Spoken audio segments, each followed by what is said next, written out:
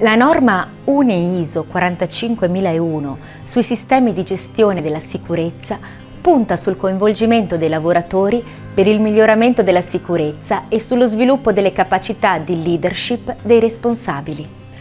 Il raggiungimento di tale obiettivo, utile anche in aziende non certificate, presenta notevoli difficoltà in quanto necessita di una forte motivazione e della rimozione di tutti i possibili elementi di ostacolo alle segnalazioni da parte dei lavoratori. Il corso organizzato da Vega Formazione sul coinvolgimento delle varie figure aziendali sulle segnalazioni per il miglioramento della sicurezza fornisce indicazioni su come creare le condizioni per la responsabilizzazione individuale e la partecipazione attiva alla prevenzione, nell'ottica dell'efficace attuazione dei sistemi di gestione della sicurezza UNE ISO 45001.